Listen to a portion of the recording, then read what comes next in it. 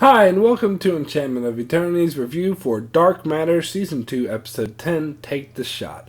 This video is a part of a series of videos where I review episodes of Dark Matter, so I'll have to give a spoiler warning up to Episode 10 of Season 2 of Dark Matter. If you haven't seen up to this point, you may not want to watch this video, otherwise some things may be spoiled for you.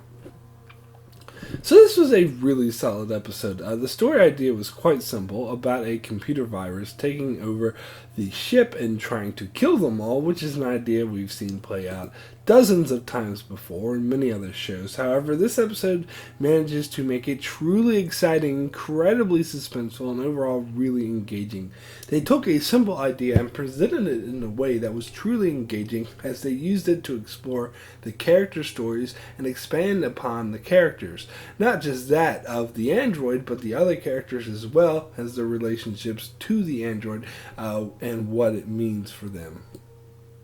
So they've been playing at this idea for a while of something being wrong with the android, and they were playing with the conflict between the android and the holographic diagnosis program. So I've said before that during season 1 the android seemed more like a supporting character. However, this season they seem to be expanding on her character and making her a main cast member and making her much more interesting and complex than simply being a typical android. So the episode begins with her in a dream state, which unbeknownst to us at the time is actually the beginning of a computer virus that attempts to take over the ship.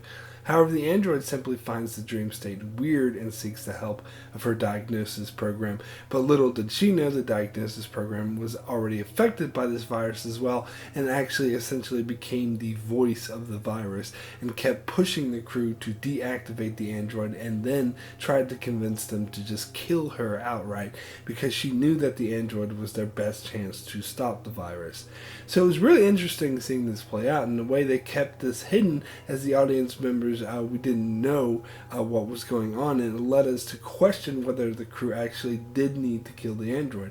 Of course, I guessed really early on in this episode, probably from the very beginning, that the holographic program was lying and couldn't be trusted and was working against the crew, so I was gratified when this reveal was made. So what was interesting about this episode is we got a barrage of illusions that the computer virus set off in order to try to hinder the crew. One could later deduce after the revelation of this episode that the dream the android experienced was there to distract her and keep her occupied, too occupied to notice or do anything about the virus. And the fact that she had that dream is what got her to use the infected diagnosis program in the first place, and that allowed this program to infiltrate the crew and try to sabotage them from within by turning the crew against the android. But the fantasies themselves were really interesting, as it played off her connection to Victor, the human acting android that gave her the upgrade in the first place, and her dormant desire to be with him. So it does imply the android still has feelings and desires, possibly a residue of her upgrade, or possibly due to what Portia apparently did to her to make the android different, and probably a combination of the two. But either way, it's interesting that Dream succeeded in keeping her distracted, which means part of her really does want to be with Victor again. But of course, the representation of Victor in this dream was part of the virus, and his main function was to keep her in this dream state and also to turn her against the crew as well. And of course, the computer virus used the Neuralink that was established earlier in the season to infiltrate 2, 3, and 4 and try to get them to kill themselves or otherwise be disabled. But what was really interesting about these delusions is that they actually played off inherent fears and regret that these people had. And those were really effective, such as 2's fear of Rourke and company that created her, and they used 3's regrets over having lost his lover to try to get him to commit suicide. That was quite an interesting dynamic. And of course, the most effective delusion was when they played off of 4, his feeling of helplessness as his world is losing a war. and he just stays on the ship, not doing anything about it. However, we saw at the end that this has affected him more than we thought, as the illusion that he saw taunted him about being weak and doing nothing as his world destroys itself, and 4 thought that he couldn't do anything without his memories.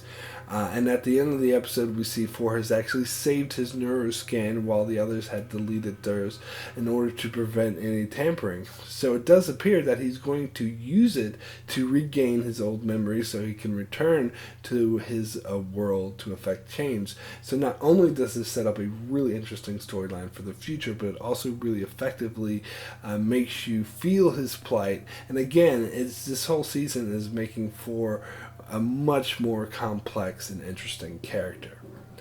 So it was also interesting that 5 was the one who was on the android's side the whole time that the crew wanted to kill her, and was suspicious of the holographic program. And if it wasn't for her, they likely would have just killed the android, thus screwing themselves. That scene where 3 held the gun up to the android and the hologram was just egging him on to do it, where the episode gets its title from, Take the Shot, was such an intense scene. I loved it and thought it played out really well. And then in the end, we see that 2 was willing to sacrifice herself in order to save the ship, as the hologram threatened to kill 2 unless the android stopped with their plan to disable the ship and thus defeat the virus. And 2 told the android to just go ahead and do it anyway. Of course, 2 didn't die, as I didn't think she would, and it turns out that her upgraded nanite saved her, but it was really interesting she was willing to die to save everyone else. It says a lot about her character. However, the one aspect to the story I didn't really care for was the revelation of where the virus came from, which was apparently from the parallel universe version of Truffaut, who had controlled the Raza for a brief time. So it is plausible she'd have the time to implant this virus, but to me, this isn't all that interesting for the story going forward, and would have been far more interesting to me if the reveal was some real universe enemy that did this, which would make them more threatening or perhaps set up a greater conflict to come.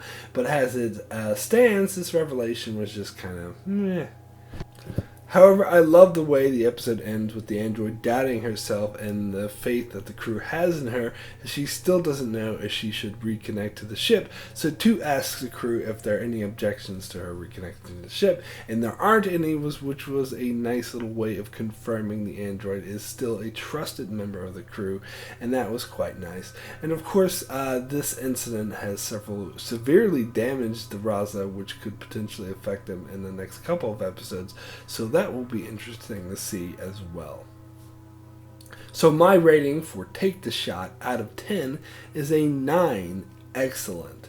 Despite the fact that this was a standalone episode and a kind of cliched storyline, as we've seen dozens of sci-fi episodes with similar plots, I don't remember any of them being nearly as good as this one. And in fact, I call it a huge achievement that they managed to take such a simple story and use it to tell such a nail-biting, suspenseful story, which also expands upon the characters in this show, which only enriches the whole show overall. So definitely a highlight of the season. So that's it for my review of Take the Shot.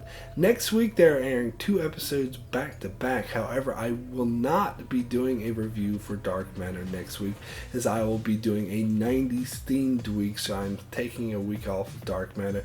So the following week I will review episodes 11, 12, and 13 in one video, so that will cover the final 3 episodes of the season in one video.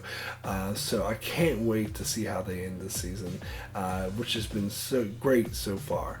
So make sure to check back here for that. Also be sure to check out my channel for many more videos on shows like Game of Thrones, Star Trek, Mr. Robot, and more, and be sure to subscribe so you can keep up with all of that. And thanks a lot for watching.